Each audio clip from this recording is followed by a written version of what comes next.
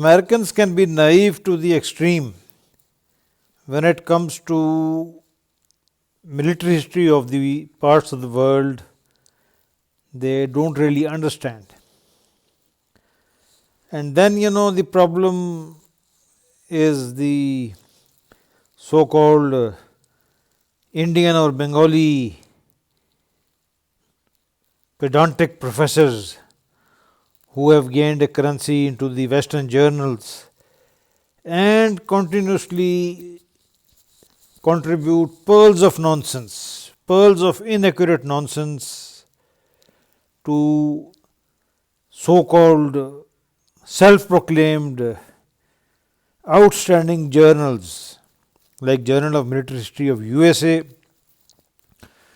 Now, Journal of Military History of USA is notorious in publishing pearls of nonsense as far as Indian history is concerned, Indian military history.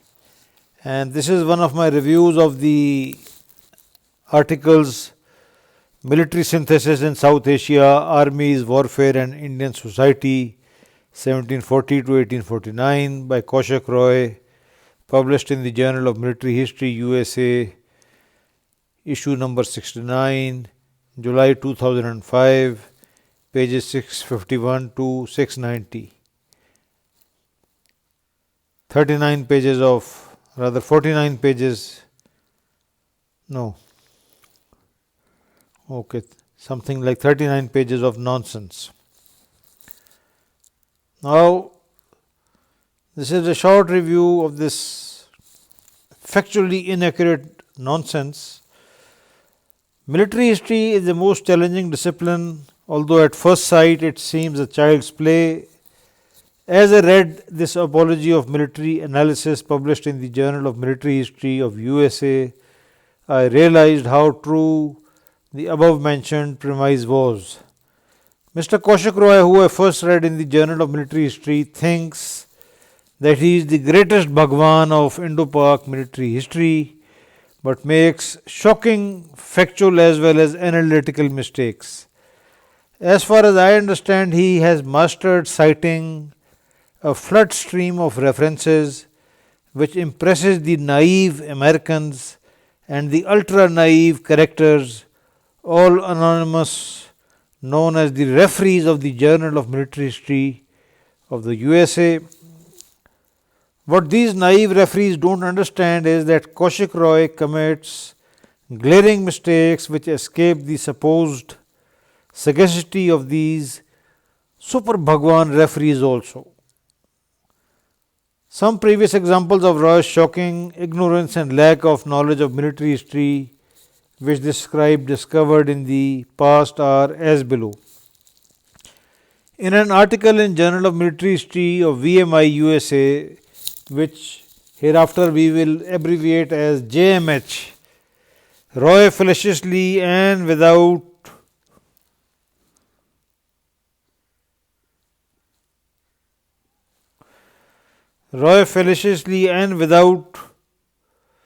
any solid references claimed that 45% of the army in India was Muslim, which mutinied. Claimed in one of his books that Attock was the most intensely recruited districts in World War I, which is totally false claim, whereas Attock district was 12th in Punjab in recruitment in the First World War. As you can see,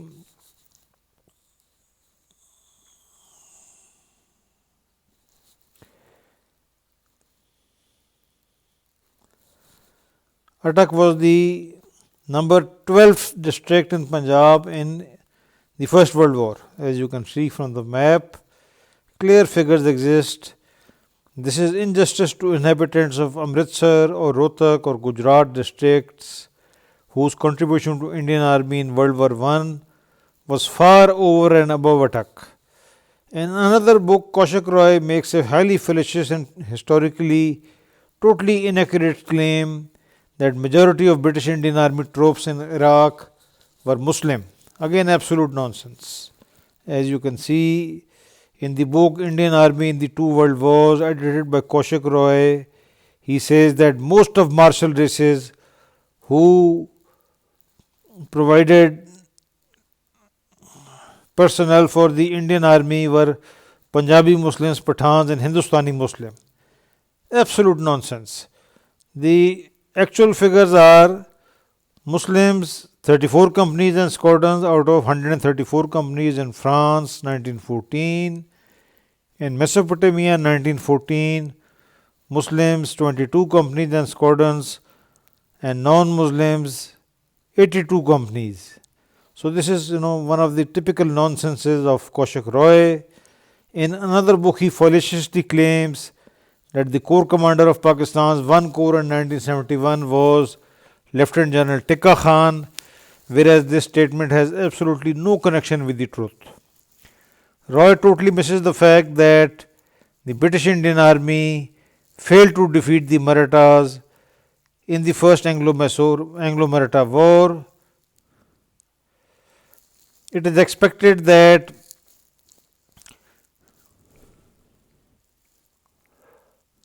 prime journals like Journal of Military History should at least educate the readers about the basic facts.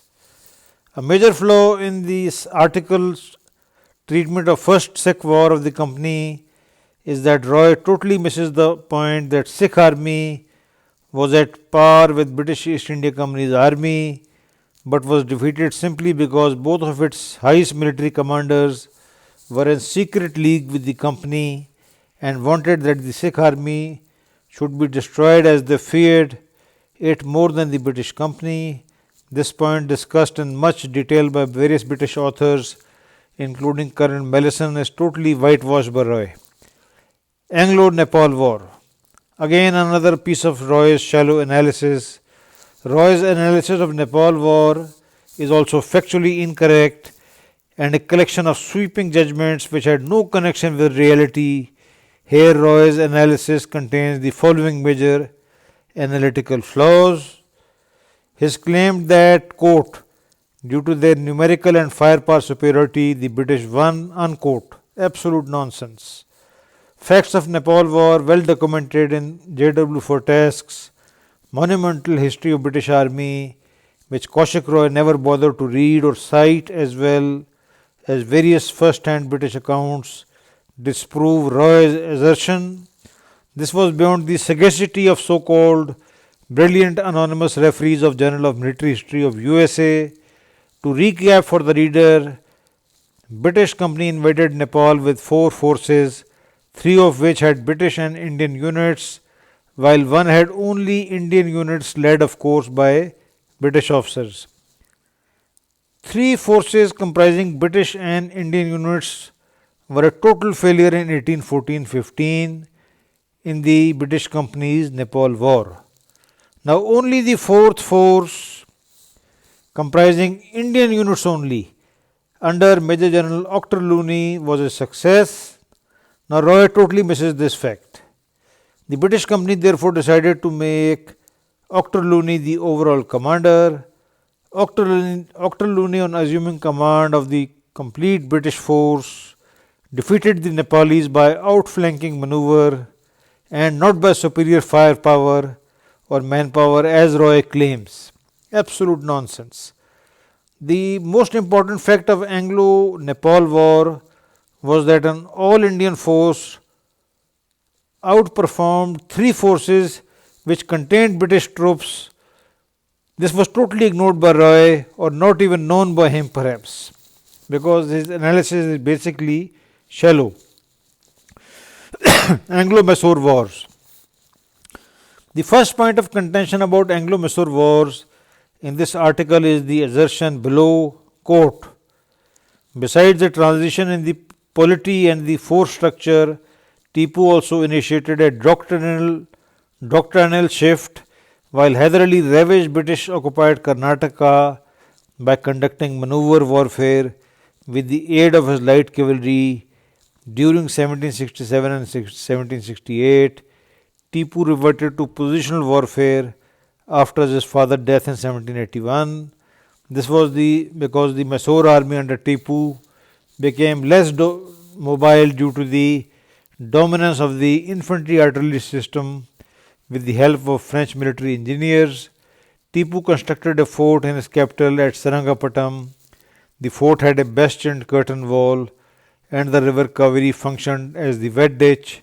He adorned his fort with 929 static guns and concentrated 22,000 of his 48,000 infantry within its walls. Seringapatam became the sure punkt of the British military operation in 1799.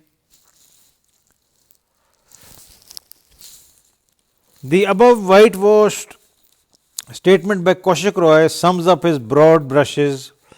Here Kaushik Roy offers no analysis why Tipu Sultan failed and only uses a vague German term Schwerpunkt without actually analyzing what happened. Here there are the following flaws with Kaushik Roy's analysis which should not have escaped the sagacity, if they had any, of the so-called referees of Journal of Military History. Hyder Ali, father of Tipu, followed a superior strategy of denying logistics to the British Company, which enabled him to win First Anglo-Mysore War against the British Company and draw Second Anglo-Mysore War, although Hyder Ali died in the middle of the war. Tipu abandoned his father's superior strategy of logistics denial, which Kaushik Roy totally fails to clearly bring out. Another most serious of flaws of Roy's analysis is that the British Company had no cavalry till Second Mysore War, and this enabled Mysore to defeat the company by denying them logistics as well as information. By end of Second Mysore War, British Company decided to raise cavalry regiments, the most crucial decision in the military history of British East India Company, but Kaushik Roy misses this point totally. The most decisive blow on Mysore was inflicted by the company's Lord Cornwallis in the Third Anglo-Mysore War of 1790-92. But our so-called brilliant Kaushik Roy totally fails to bring out this point in his so-called analysis. Kaushik's emphasis on artillery is also superficial. Lord Cornwallis in the Third Anglo-Mysore War launched an assault on Tipu's capital Seringapatam in 1792 without any artillery and actually forced Tipu to capitulate. So Kaushik's basic analysis is nonsense. Kaushik fails to bring out that Mysore was decisively defeated in 1792, while the 1799 war with Mysore was actually a much trumpeted show signifying defeat of a state which had already been eliminated as a serious player earlier in 1792. Kaushik's verbosity and emphasis on artillery is totally fallacious and flawed, like when he states as below, quote, in response the East India Company's force became firepower heavy. The company deployed 40 18-pounders for breaching the walls of Seringapatam and 7, 8 and 5.5-inch howitzers for plunging fire inside the fort's walls. In addition, there were 57 6-pounder guns for fire support for the besieging army against Tipu's infantry after Mysore's defeat. The Marathas challenged the British power in Deccan, unquote. As earlier stated, Roy totally misses the decisive innovation by the British Company that destroyed Mysorean strategy of denying logistics to the company, even followed by Tipu, that is the introduction of cavalry. He totally misses that. Further, Lord Cornwallis multiplied the company's cavalry by incorporating Hyderabad and Maratha cavalry, which increased the cavalry strength against Mysore to over 75,000 cavalry. Again missed by Roy. Roy claims regarding the role of artillery are totally flawed, as Cornwallis never used artillery in the assault on Seringapatam in 1792, and Tipu surrendered without artillery breaching the citadel's walls of the Seringapatam. In 1799, General Harris used artillery purely as a matter of obstinacy and over-insurance, whereas Tipu Sultan wanted to make terms with the company. Instead, Harris, on orders of Wellesley, presented such humiliating terms to Tipu that Tipu was left with no choice but to fight. So, Kaushik Roy's trumpeting about artillery is pure nonsense. All we get from Kaushik Roy are massive endnotes designed to impress the naive Americans of Journal of Military History, but no substantial analysis. Battle of Asai. Kaushik Roy's analysis of Battle of Asai is totally superficial and shallow. He beats about the bush, discussing irrelevant matters, but totally fails to note that the Marathas were defeated as General Wellesley disrupted their initially brilliant war plan by forcing them to change front. This most famous and well-known maneuver totally escapes the jaundiced and faulty perception of Kaushik Roy, which is really a mystery. As you can see, Wellesley forced the Marathas to change their front, as a result of which they lost their operational equilibrium and were defeated decisively. Kaushik Roy fails to note that the essential reason of Maratha defeat at Asai was failure to modify initial war plans under the pressure of actual circumstances of war, something which Germans called operative and later day staff colleges and war colleges called operational strategy. This was totally beyond Kaushik Roy's perception. Kaushik Roy's analysis of details of Battle of Asai is also highly fallacious. He fails to note that His Majesty's 74th Foot suffered excessive losses as it was launched into a village and was fighting in built-up area. On the other hand, the 2nd British unit suffered less losses than the Madras infantry units. As you can see the losses, only one British unit, His Majesty's 74th Foot suffered heavy losses because it was launched in built-up area. The other British unit, His Majesty's 78th Foot, suffered very low losses, whereas the losses of Madras units were much higher. As you can see, what we get from Roy is a much propagated British version that Asai was all about a British regiment, His Majesty's 74th Foot. So with all his fleshy endnotes and irrelevant references, all that Kaushik Roy reproduces in this so-called analytical article is Sir Arthur Bryant's spirited analysis. Roy's analysis is so myopic that it totally omits the crucial role of the Indian Madras cavalry in Asai, and while he mentions His Majesty's 19th Light Dragoons parroting British forces, he has nothing to say about 4th Madras Cavalry, which suffered almost as many casualties as His Majesty's 19th Light Dragoons and 2 other Madras Cavalry regiments, which also played major role in the battle. What sort of analysis Kaushik Roy doing is a mystery, other than displaying voluminous endnotes which have nothing to do with actual essence of the battles that he whitewashes and broad brushes.